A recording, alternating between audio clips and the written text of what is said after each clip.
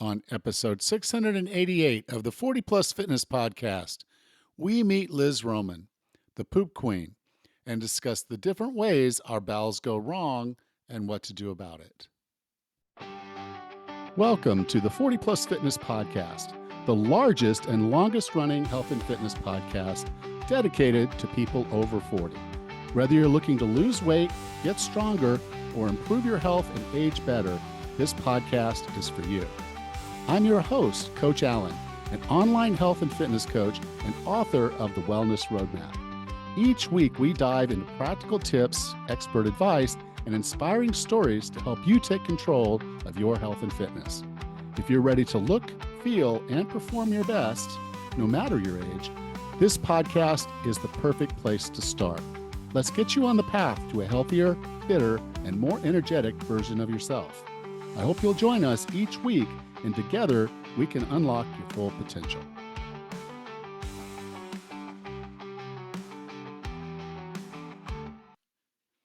Hello, and welcome to another episode of the 40 Plus Fitness Podcast.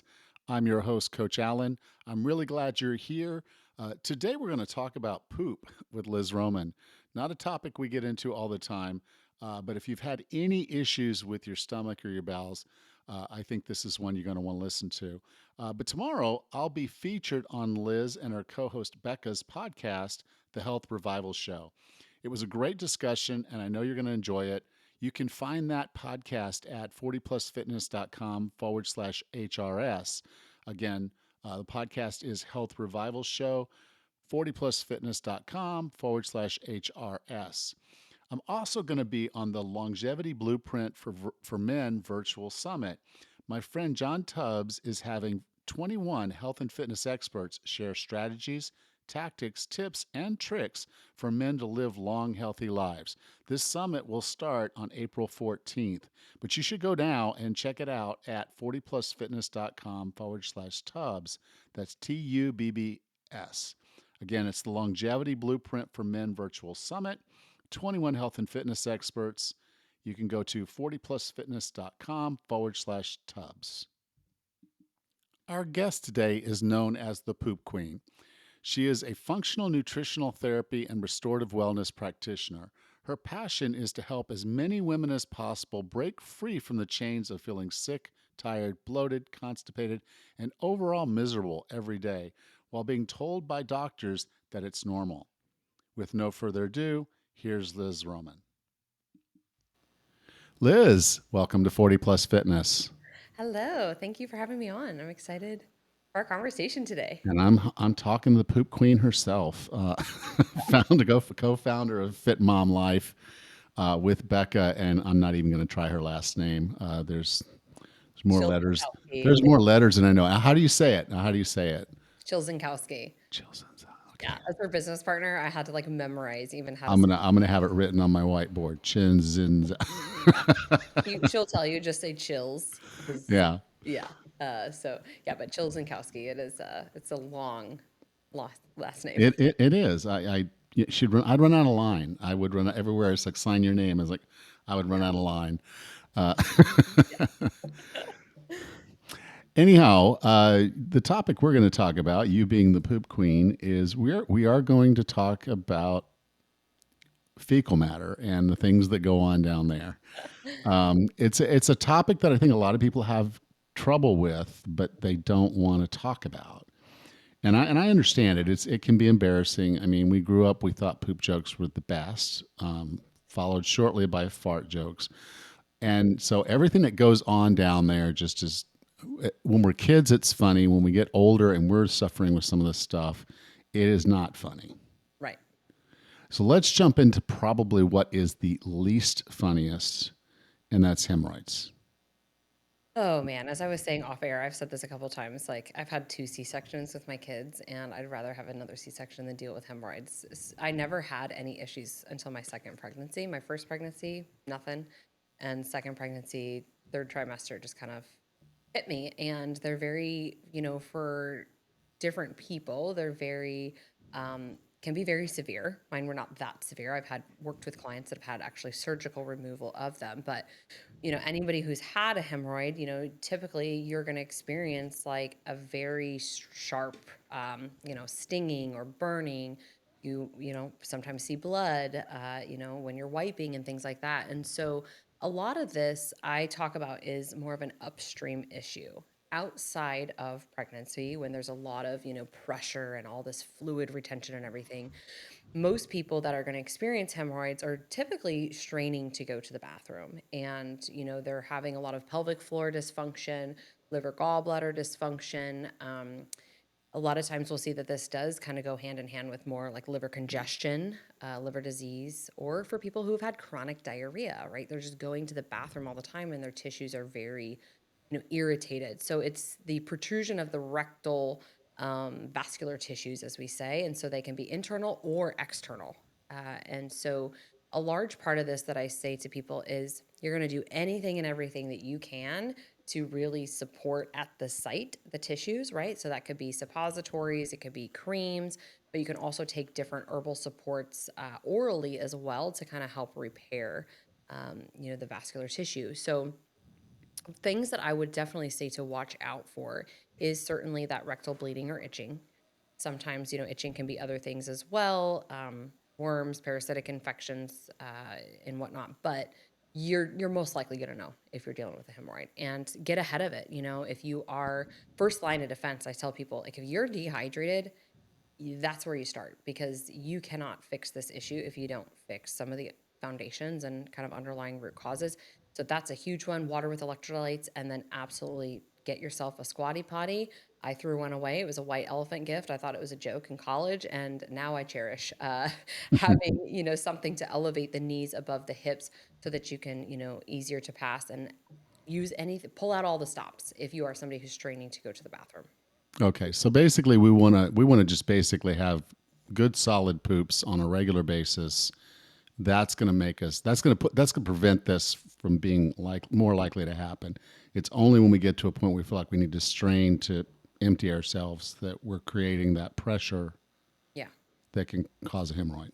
Generally, yeah. I mean, and like I said before, it can be for some individuals where it pops up if they've got, chronic diarrhea and the tissue's just very, very irritated. So they're, I call it the liquid poops, right? You're just going to the bathroom multiple times a day.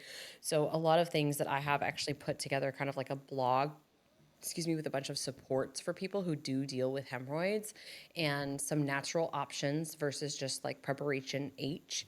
There is a new product that I haven't gotten in the mail yet, but I'm partnering with a company called Roid Rage actually. And what they've done, I think, is pretty cool is they've combined some different ingredients for people who have really severe hemorrhoids that are causing a lot of pain. Because if you have that pain, it is stabbing, it is stinging, it's burning. I mean, it'll take your breath away. So what they've done is some numbing agents in there along with some other things. So, you want to find a good cream. You can always do sitz baths. I'll be honest, I never did sitz baths because I don't have the time. Like that seems like a pain in the butt to do anyways. And so, thinking about, the foundations, like I mentioned before, hydration with electrolytes, bioflavonoid complex and vitamin C can be helpful, but also there's different herbal considerations as well. So in kind of this protocol that I built, we have that in there, and that basically will help strengthen the blood vessels. So that's going to be something that you're doing more like orally. And that's going to include horse chestnut and butcher's broom. They have some very crazy homeopathy names that I can't pronounce. We're not going to try. But those would be things that you can also do orally if you are somebody who, gets these reoccurring hemorrhoids where they just kind of, pop out, and to kind of help prevent that as well.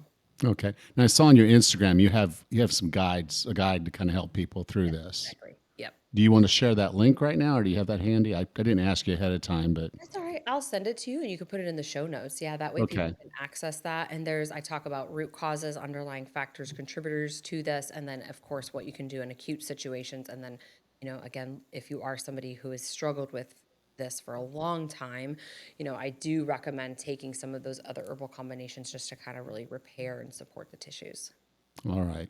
So let's shift gear a little bit. And this one is one I actually had experience with as a kid, is bloating. Mm, And I know from my experience, I mean, as a kid, I thought I was going to die. And I was a little bit of a dramatic little kid. So, yeah, there was a whole scene in the house, and they yeah. thought maybe my appendix had burst and I was going to die. And They're telling me I'm going to die, and I'm like, I don't want to die. But it turned out to be bloating. And once I kind of farted, everything was fine. But I know that it's not fine for a lot of people. It becomes almost chronic. Mhm. So can we talk about it, what's going on with bloating and what people can do to generally prevent it from happening? Yes, absolutely. And depending upon when this airs, I do have a whole long PDF that I put together on bloating because it is something that is so common and it also has so many different contributors or causes when we really think about kind of the root cause and underlying factors. So, first and foremost, the way I like to break this down for people to think about when this is happening, it kind of guides you towards, hey, maybe that's what's going on here. So, if your bloating is constant, you wake up bloated and it gets worse throughout the day and you look like you're, pregnant, it's this balloon that's just kind of expanding. 100% we're thinking about gut dysbiosis, bacteria that's fermenting and producing gases. Usually it comes with some sulfurous smelling gases as well, rotten egg kind of smell. And that's something that we would contribute to infection. So small intestinal bacterial overgrowth, it could be methane SIBO, it could be SIFO, small intestinal fungal overgrowth, mold toxicity. There could be, a variety of things there. So we always want to look at what's going on within the gut microbiome. And I use stool testing for that. I think hands down, that gives us the best picture that we have to date with the research and tools to be able to see what do I need to address specifically. Okay. And so outside of that, some people will say, like, I'm bloated right after I eat. This is where I'm going to think about stomach acid support. So, stomach acid helps us break down our food.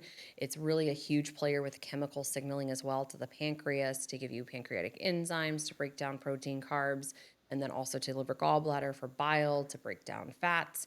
But another big thing in terms of stomach acid is very protective. So, it is something that will help if it's really robust. It'll help wipe out any viruses, bacteria, things that, you have been exposed to, whether that's your water supply, inhaling things, germs, kids, whatever, or just through your food, right? Like I'm a person who loves sushi. I love, medium rare steak. So I know I'm at a little bit higher risk of bacteria, viruses, parasites, right? Coming in through my food. So I always want to make sure my stomach acid is supported. And I tell people as we age, stomach acid naturally declines. This is a big question, for God, why we were designed this way. Same thing with a lot of questions related to menopause, but stress also contributes to the decline in stomach acid, as well as your diet. So, if you're somebody who's doing more of like a vegan, vegetarian diet and you're not doing a lot of animal proteins, the body now down regulates the production of it because ultimately it is really there to break down proteins into amino acids. That's a really key role of stomach acid. So, if you've got low stomach acid, you might find that you're bloated after meals pretty immediately. You also might find that you just have an aversion. You don't have a taste for protein, right? Or you just don't feel good when you eat protein. So that's kind of a key indication to support stomach acid. And then another one is upper GI issues. So heartburn, acid reflux, GERD. A lot of people think that that's too much stomach acid. It's actually 9 times out of 10 too little. And a large reason for that, I always give this example of, say you're going to blend a smoothie and you've got frozen fruits and vegetables in there, but you have no water or juice, it's not going to blend very well, right? You're probably going to burn out your blender. It's not going to taste good. You're definitely not going to get it through a straw and enjoy it. So the gastric juice there, or the juice or the water to that smoothie, is your stomach acid. And so if you don't have enough, your stomach's trying to churn all this food into something called chyme that can move through the digestive system for you to actually be able to absorb these nutrients. And if it creates this pressure on the lower esophageal sphincter, that's when we get this back up into the esophagus and this burning sensation. And conventional medicine is going to throw a PPI at it, right? Or Tums or something to suppress. And even for people who are on these proton pump inhibitors, which are by far one of the worst medications that somebody can be on, it doesn't fix the mechanism that's happening. The damage is still being done to the esophageal sphincter. You just don't necessarily feel it because now you've got this medication kind of blocking that. So that's a big one if it's right away. If it's 3 to 4 hours after a meal that you start to get this bloating, we're going to think pancreatic support and ox bile. So digestive enzymes could be very helpful here, and or ox bile. Ox bile, especially if you are bloated with higher fat meals. So right now, I'm in a little bit of a phase where I'm doing low carb, kind of higher fat certain days of the week, and then I have flip into like kind of like a carb cycling, right? Flick into more of like a feast time where I don't have to be so high fat.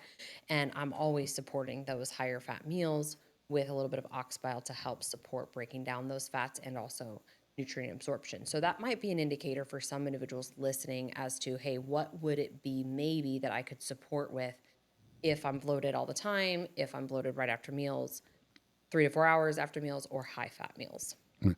So the timing is really about how far it gets through the digestive tract for you to kind of get an indication of where it's Mhm. happening.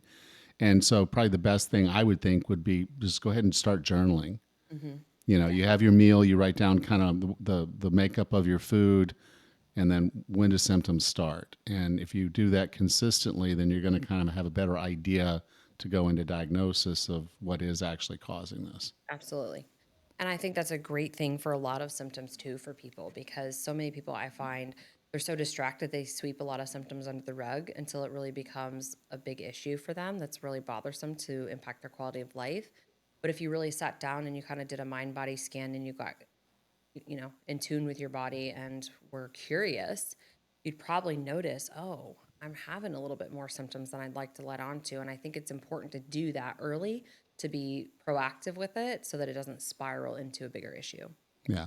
Well, it's kind of a boil the frog thing. We don't recognize the symptoms are as what they are. They just sort of become our new normal. And we just kind of expect, well, I'm going to eat something and then I'm going to feel terrible a couple hours later, or, and then until I digest it, I'm going to feel terrible. And then, okay, now I'm okay. We go on with our lives. And then the next meal is the same thing. We may try skipping certain foods, thinking it must be this food, but in the end, we don't really change our behavior and we don't really get a good diagnosis. So Yeah. we're shooting in the dark. Yeah, and I think too, a lot of people that, I deal with in my practice with some like chronic gut health issues.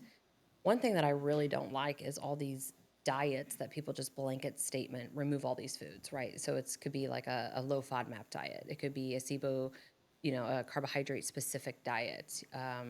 You name it. There's all kinds of things out there where it's just like let's just wipe out all these food groups.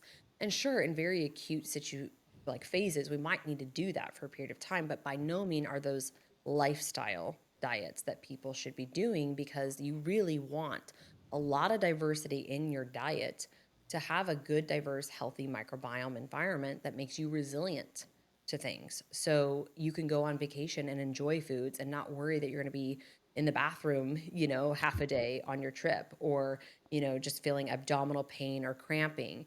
And plus, we know that most of our immune system is housed in the gut microbiome. And so if you are not feeding the good microbes, that need to be fed and consuming some of these foods that really are food for those microbes, now you've kind of downregulated the ability of your body to fight and defend, right? I call this like your gut army. You need the good guys.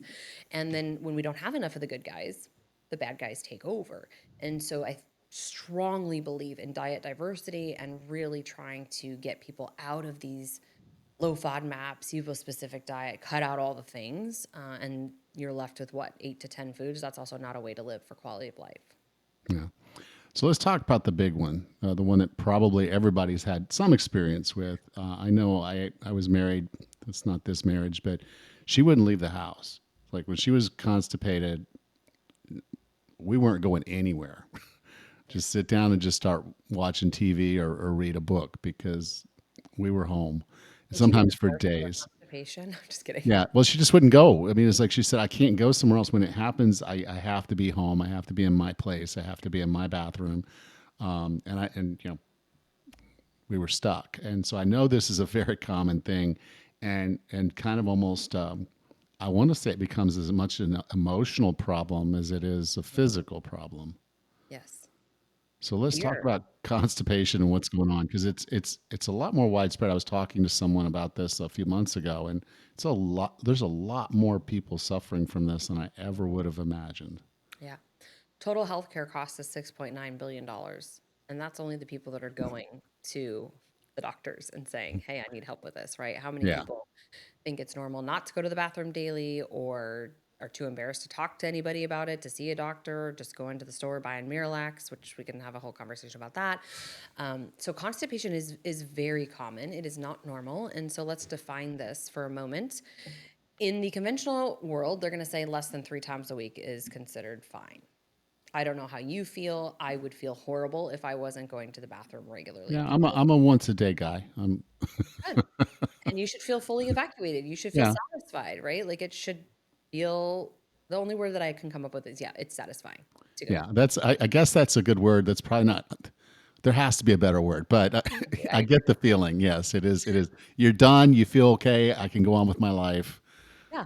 Let's Or go. Yeah. I don't know. We'll have to look up some other words. But yeah, so you should feel like, you fully emptied and you're not having these like urgency times where you're afraid you're not going to get to the bathroom. You're not having, watery loose stools all the time. If we look at a Bristol stool chart, I always say number 4 is what you're going for. So that is your normal, formed, easy to pass, sausage like or snake like bowel movement that, again, leaves you feeling good. And you shouldn't have to be wiping a ton. You shouldn't have to be like putting your head in your shirt because you're gagging on the smell of your bowel movement, right? Like it's not going to smell like roses and perfume, but it certainly shouldn't be repulsive and like really, really smelly. That can be a sign of, again, bacterial overgrowth. So we want 1 to 3 times a day pain-free, as I say, because pain-free is a really big part. And this goes back to everything we've already talked about, right? In terms of those hemorrhoids, the straining to go to the bathroom, the floating stools, pubbly like stools, that's also a sign of liver dysfunction, poor bile flow, not breaking down our fats, but it's uncomfortable because then most likely you're straining with that. So 1 to 3 times a day, pain-free is really what I say. Now, for females out there who are like, well, around my period, things get, worse in terms of I'm more constipated because progesterone is high as I begin to start my cycle. That can be normal. Maybe then you get what I call the estrogen shits, where you have a day, you haven't gone for a couple of days. Now you're going quite a bit. You're fully kind of dumping essentially. Sometimes it's leading into the cycle, and sometimes for women it is during ovulation. What is something that we all also see, and I know a lot of your population is over the age of 40 when we get into like the perimenopause years, these big fluctuations with hormones, the decline of progesterone and estrogen, depending upon where you're at with that. It could be high relatively or it could be overall high. That can influence your bowels as well. So again, going back to that journal that you want to keep, maybe you're looking at your cycle and you're trending this. Where am I at in my cycle, and how are my bowel movements changing? That can give you a lot of insight into how Yeah. might you want to address that. So yeah, constipation 1 to 3 times a day, pain free is ideal. Yeah. When you were saying it, I don't know why my brain went here, but I was thinking 1 to 3, easy peasy. I like that too. There we go. I'll have to give you credit. There's a new slogan. I like that. All right. And so this isn't just that you're not drinking enough water or things like that, but water and electrolytes probably going to help you Hmm. make sure at least you're hydrated. And this is not just a dehydration thing, because that's part of what the intestines are doing. They're pulling moisture, they're pulling nutrients out, and then they're pulling a certain amount of moisture out because we don't want to just always be flushing that moisture. And if it's doing what it's supposed to, it should be easy peasy. Yep, exactly. All right, all right. So obviously, and they bucket this in a thing that's called IBS, irritable bowel syndrome, and that's what I hear. And I'm like, okay. I kind of hate when they do that because it kind of says these are all the same thing, but Hmm. I don't know how you can take diarrhea and constipation and call them the same thing, Yeah. but they do. They bump it all together, and it's obviously it's caused by a lot of different things, and it results in a lot of different things. But if you just had to sit down and say, okay, I'm going to give out my top tips, I don't know, 3, 5, whatever, for someone that really is struggling with bowel problems or IBS or however we want to call it, what would those tips be?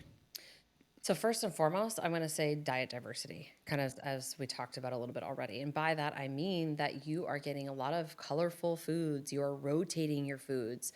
I always tell people, don't get overwhelmed with this. Think about foods that are in season and 1 to 2 new foods per category per week.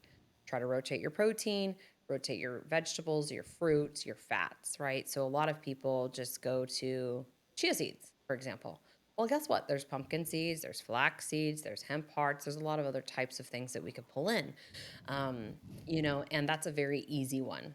So, fiber, we do want to have adequate amounts of fiber, but you don't want to just flip the switch, right? That'll make things Mm. worse. So, you want to walk your fiber up slowly. You want to make sure you're hydrated because a lot of fiber with not a lot of hydration is going to make your constipation worse. Dry stool, it's not going to feel good.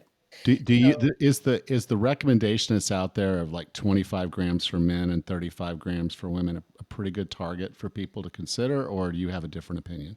yeah, I think so. When we think about our ancestors, they used to get about 100 grams of fiber or more a day, right? Now, obviously, they were living off the land and all those types of things. They were having bowel movements that were like 2 pounds. And so, I think we have to I don't be. even know how they know that. It's like what are you digging for? I wonder, I wonder too, because I actually, when I've heard that a few times, right? And I tried to find total transparency, like tried to find like the sourcing of it, like how did they know that? Because that's a really great question. But at the end of the day, if you truly think about it, right, they were harvesting a lot of things themselves. They were eating beans, potatoes, lots of roughage, and those. Tubulars, yeah. So I could see that it could add up, pretty quickly there. Um, so I think diet diversity is really important. And again, 1 to 2 new foods, I think, per week, and just really trying to think about that is important. With the fiber, I really like somewhere in the ballpark of like 45 to 50. When I go into kind of like a cleanse where we're really opening up the drainage pathways and we're doing a lot of different antioxidants, fruits, veggies, berries, apples, things like that, we're getting closer to that 50-gram mark if people can, tolerate it and feel good with it. But I think that if you are getting 35 a day, you're pretty solid because most people on average get less than 10, honestly. Yeah. And that's just the standard American diet. And I would say within this, I wouldn't always count so much your what I call Franken fibers, right? It's all these things that are just added to the low carb foods. And I get it, right? Your net carbs are lower, but is your body looking at that type of fiber the same as it is from a one ingredient whole food? Not necessarily. So the big piece here is fiber also is really important to bind and to sequester toxins. So it helps pull things out. And we know that when we're constipated and we're not eliminating, I always say if you're not pooping, you're not detoxing, because there's so much there in that metabolic waste. And there's also, metabolized hormones and all these other toxins and things that your body has set for excretion. It needs to get it out. If it's not, it's going back in line and it's recirculating. So it's going to go into the bloodstream. It's going to go in, to the liver and all these things, and places a little bit more of a burden on the liver. So I think from a standpoint of fiber, yeah, get north of 50 if you can. But again, watch your bowels. If you're moving 1 to 3 times a day, that's great. So let's say, we can bucket those things together. The second thing that I'm going to say here is honestly stress management. You mentioned before, and I think it's a really good conversation to have, the mental aspect of this, right? People withhold because maybe they're in a public place. We see this a lot for kids. If they withhold and they're nervous about things, they're going to be more constipated. That can carry through over to adulthood. But even when we think about just our daily life and all the things that you have to do, I always say, like, are you running around with your hair on fire? You have 1,000 tabs open in your brain. You're trying to do 5 things at once. You've got a kid screaming at you. You've got emails popping off on your phone. Somebody's calling you. You know what I mean? You're late to get the kids to school, whatever all these things are. Your central nervous system is by no means in this rest and digest state to prioritize, absorbing your food, to prioritize that peristalsis, give you the gentle signal to go to the bathroom. So I think in the morning time, pooping hygiene is really important. Give yourself some time, get up, have a cup of lemon water, pinch of sea salt. That's going to support digestion, also support liver, and that generally will also start to help, give you the signal to go. If you need to use a cup of coffee to go, some people rely on that. My rule of thumb is no coffee until I've had my lemon water. I've had some sort of electrolytes. I've really gotten some hydration in first. And then part of that pooping hygiene is get your knees above your hips, right? Get into that good position and give yourself some time to go to the bathroom. I know it's challenging for a lot of people. I have a newborn at home and a 5.5-year-old, and a lot of times the morning routine is up to me because my husband's at the gym, which is totally cool. That's our schedule and arrangement. But you know, giving yourself time to go to the bathroom, I think, is important, and not trying to like rush things either. So that would be the next one. And if I think about number three, this is kind of challenging because there's so many things that I could say, but really look at your minerals. So magnesium is something that I would always recommend people start with before they ever consider this toxic Miralax. Miralax, I used to take it when I was really constipated because I didn't know any better.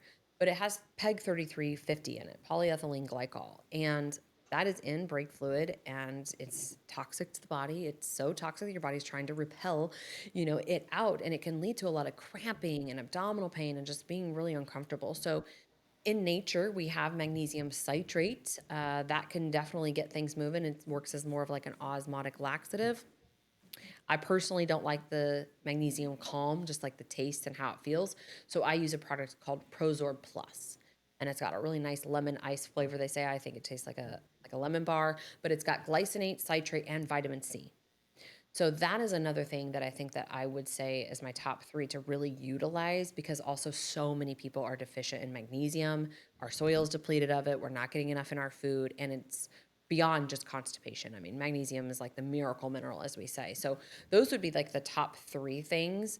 Um, and one other thing I want to bucket into the stress piece that I didn't say is not just your pooping hygiene, but also your eating hygiene.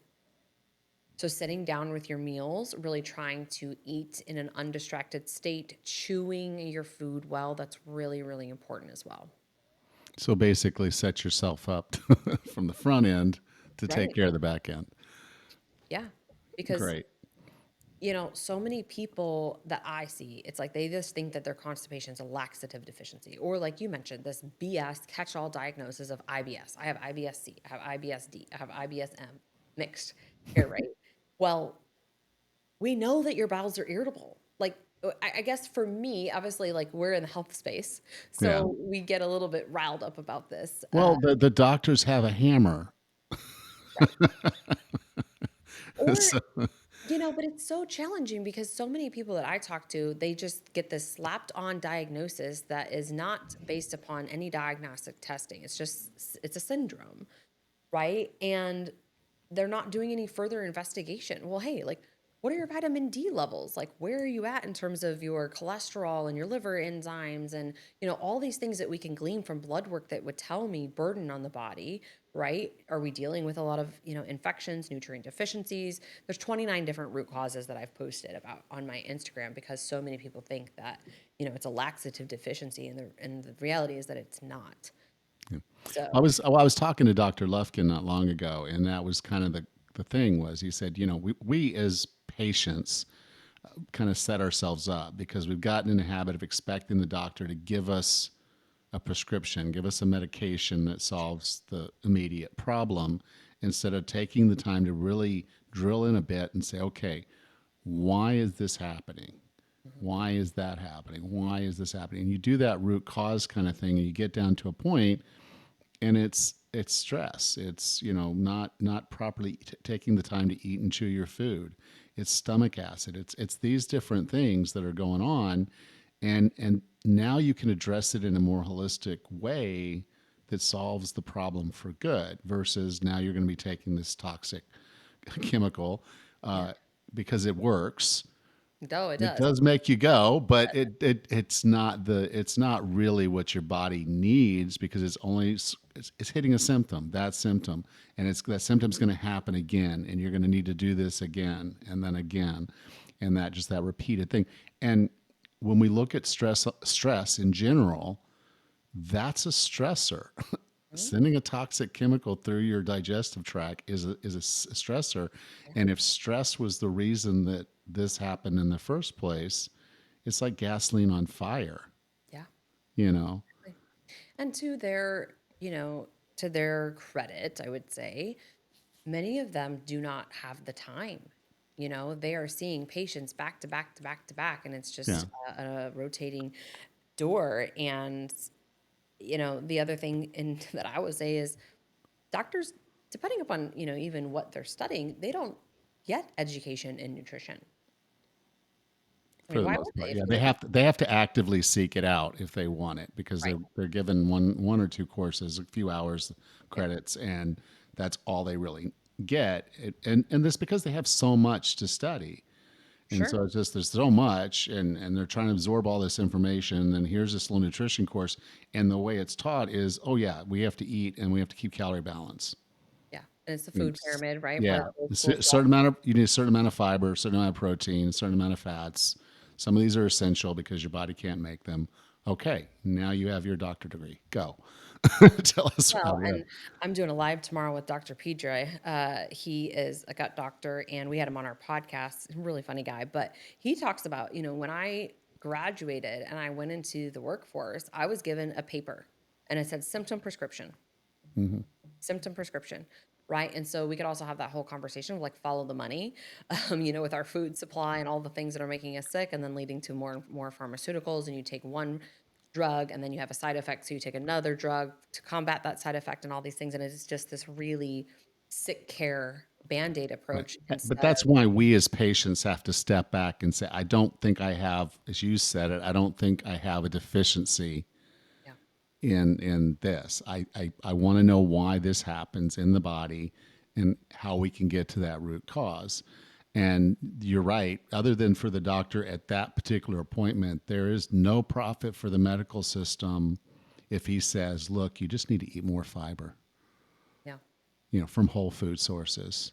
yep. That's the answer, but are you going to change your lifestyle to make that happen, or do you want to fill this script?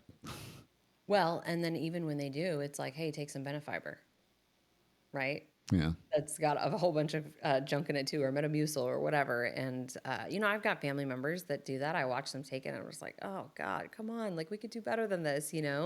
But everybody has to kind of come around to their own time in terms of the functional approach. And I think one more thing that just really grinds my gears is that they always talk about these supplements not being FDA approved, like magnesium, for example. But yet we have this Miralax that is being prescribed or recommended by pediatricians. Well, Miralax under the age of 17 is not FDA approved, number one. Number two, there's many, many cases and lawsuits against Miralax because of the neuropsychiatric effects that it has on our children. And it's wild. Like when you get into really digging deep into some of that stuff, it's disheartening, it's angering, especially as a mom. There's a whole group, yes, money, exactly. There's a whole group called Parents Against Miralax. And it's just so infuriating to me that there are pediatricians out there telling parents to take Miralax when, again, there are so many other things we can do. I have a whole kids constipation cure guide, of course, starting with food. Like I go through the 7 F's of it to help parents because I just would never want to put something like that into my child's body. Yeah, I can definitely understand that. Liz, I define wellness as being the healthiest, fittest, and happiest you can be. What are three strategies or tactics to get and stay well? You have to have a good relationship with yourself. So if you are somebody right now who's like I was over 200 pounds and I was dressed in baggy black clothes and all I desired was confidence. I had to build a relationship with myself to trust myself. I think that's a big key for people because you can do all the things to optimize your body composition and all these things, but if you don't show up for yourself, nobody else can do it, right? And so you got to build trust with yourself. And I think that you don't need motivation, you need momentum. So that's number one. I think number two is that you got to set yourself up for success by your environment. That's looking at your relationships, people around you, your support system, firing friends if you need to, if they don't support you, if they're always that crab in the bucket, kind of pulling you back and pulling you down. And then I think number three is to recognize that this journey never ends. There is no end date to this, right? Like people will accomplish a goal and be like, I'm good. I'm going to diet for, X amount of time until I get to that weight. on the scale, right? Whatever that might be for you, and you think you're good. Well, the habits that you had to do to get to that goal are the things you have to continuously do. And so I think really always recognizing that it's going to be a moving target. And if you can embrace that, you will change your entire life, right? I always talk to women about this is a process of unbecoming who you are so that you can step into who you're designed and meant to be. And again, that goes back to number one, is having that relationship with yourself that is really good to say, hey, I've got your back. I'm going to push through this even in the times that I don't want to. And a lot of this is the mental and emotional work that people want to ignore. But if you want to live that life, optimal health, longevity, and we know people, there's been a lot of research about people who have the great connections and relationships live longer. They live more fulfilled, happier lives. That's what this life is about, right? Quality of life. Like, I don't do all the things in my day because I necessarily want to.